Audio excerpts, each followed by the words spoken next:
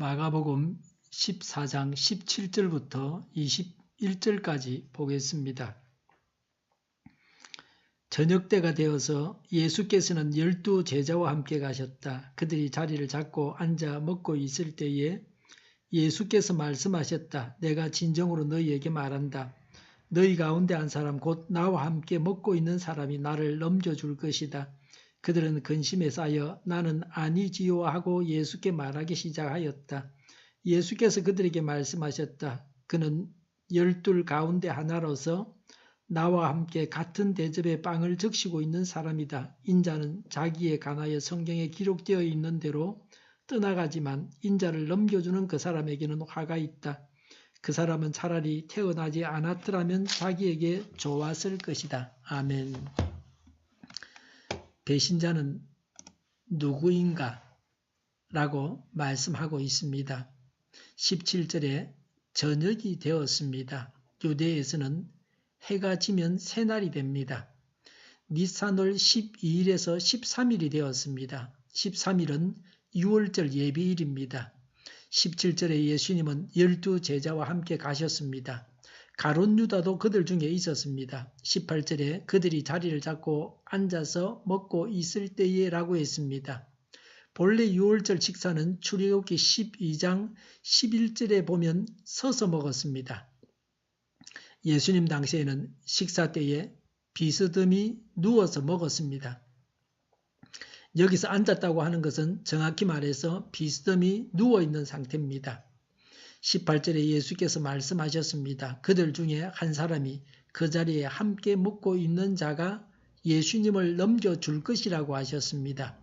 예수님을 적에게 넘겨줄 자가 있다고 하는 것입니다.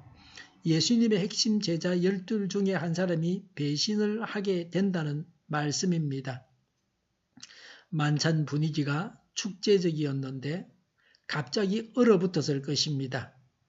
침통한 분위기로 바뀌었습니다. 식사를 함께 한다고 하는 것은 서로 가족 같은 사이며 상대를 존중하고 운명을 같이 한다는 의미가 있습니다.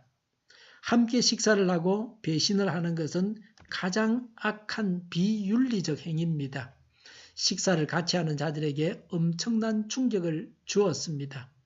19절에 그들은 근심에 쌓여 나는 아니지요 라고 했습니다. 11명의 제자들은 나는 아니라는 것을 확인받고 싶어 했습니다. 제자들은 예수님께서 죽으시게 되는 데에 대한 관심보다는 오직 자신이 관련되어 있는가에 더 관심을 가지고 있었습니다. 자신만을 생각하는 미숙함이 있었습니다. 자신은 그런 끔찍한 죄를 짓지 않아야 한다는 좋은 마음으로도 볼 수 있습니다. 유대인들은 빵을 먹을 때 국물에 적셔서 먹었습니다. 그 국물은 대추야자나 무화과, 건포도 같은 과일을 으깨어서 물과 식초를 넣어서 만든 것입니다. 숟가락이 없어서 빵을 뜯어서 찍어서 먹었습니다. 20절에 예수님과 함께 같은 대접에 빵을 적시고 있는 사람이라고 하셨습니다. 그때 가룟 유다가 예수님과 함께 빵을 적시고 있는 때였습니다.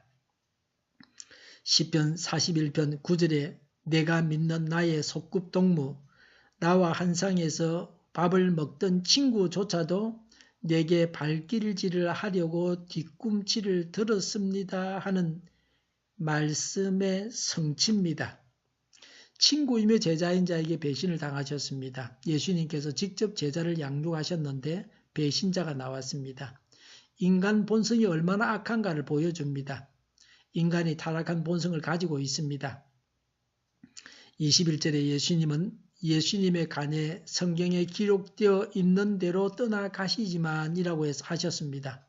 예수님은 구세주의 길을 가셨습니다. 십자가를 지심으로 인류를 구원하셨습니다. 성경에 기록되어 있는 대로 이미 계획되고 예정된 메시아의 길을 가셨습니다. 하나님의 섭리에 의해서 이미 정해진 죽음을 받아들이신다는 의미입니다. 예수님의 죽으심은 이미 예언되어져 있었습니다. 이사야 53장 고난받는 종, 시편 22편과 시편 41편에 의인의 고난받음과 궁극적인 승리에 관한 말씀에 예언되어져 있었습니다. 유대 지도자들이 예수님을 죽이고 가룟 유다가 배신하여 가세했지만 근본적으로는 하나님의 섭리의 결과로 십자가를 지셨습니다. 21절의 배신자에게는 화가 있다. 차라리 태어나지 않았더라면 자기에게 좋았을 것이다 라고 하셨습니다. 유다는 예수님께서 십자가를 지게 하는 공이 있다고 말하는 자들도 있지만 그것은 절대로 부당한 말입니다. 죄악에 대한 벌을 면할 수 없습니다. 차라리 출생하지 않았더라면 더 좋았을 것이라고 하셨습니다. 유다는 지옥 중에서도 가장 고통스러운 곳에 가야 합니다. 예수님을 십자가에 죽게 함으로 예루살렘이 멸망했습니다. 예수님을 배신한 자는 거의 적시로 심판을 받아 죽게 됩니다. 유다도 예수님께서 운명하신 거의 같은 시간에 죽게 됩니다. 화가 있다는 말씀은 현세적 고뇌와 내세적 응보를 일컫는 말씀입니다. 예수님께서 이렇게 말씀하신 것은 유다에게 회개의 기회를 주시고자 함이었습니다. 예수님은 자신을 죽게 넘겨주는 배신자에게까지 회개하라고 말씀하시면서 사랑하셨습니다. 예수님은 제자들을 사랑하시되 끝까지 사랑하셨습니다. 마지막 순간까지 유다를 포기하지 않고 사랑하셨습니다. 예수님의 사랑은 이런 것입니다. 이런 예수님의 사랑이 지금 우리를 감싸고 있습니다. 그러나 유다는 회개하지 않고 그 자리를 떠나가서 배신자의 길을 갔습니다. 믿음을 가지는 것은 복받는 길입니다. 믿음을 버리는 것은 저주받을 일입니다. 예수님을 대적하고 교회를 대적하는 것은 스스로를 가장 불행하게 만드는 것입니다. 예수님을 배신해서는 안 됩니다. 예수님을 따라서 십자가의 길을 가야 합니다. 기도하겠습니다. 예수님을 배신하지 않고 예수님을 따라서 십자가의 길을 가게 하여 주시옵소서. 우리 동일교회가 만구는 집 하게 하여 주시옵소서. 예수 이름을 명하노니 모든 병만은 물러가고 몸의 모든 부분들을 온전하게 될지어다. 신유의 기적을 베푸셔서 지금도 저희의 질병을 고쳐 주시옵소서. 저희와 교회와 이 나라의 민족을 불쌍히 여겨 주시옵소서. 독재 정권이 무너지고 적화 통일이 되지 않고 평화 통일을 이루게 하여 주시옵소서. 전쟁 위험이 사라지게 하여 주시옵소서. 핵으로 무장해서 균형을 유지하게 하여 주시옵소서. 신앙의 자유를 누리며 살게 하여 주시옵소서. 하나님을 대적하는 세력들이 바로 망하게 하여 주시옵소서. 국회와 정부가 하나님이 기뻐하시는 법만을 만들게 하시며 반성경적인 모든 법과 영과 내교가 지구상에서 적시 철폐되게 하여 주시옵소서. 대통령이 통치를 잘하게 하시며 지진이 일어나지 않게 하시며 출산율이 올라가게 하여 주시옵소서. 자녀를 낳고 살만한 성적으로 건전한 나라가 되게 하여 주시옵소서. 나쁜 인권법이 폐기되게 하여 주시옵소서.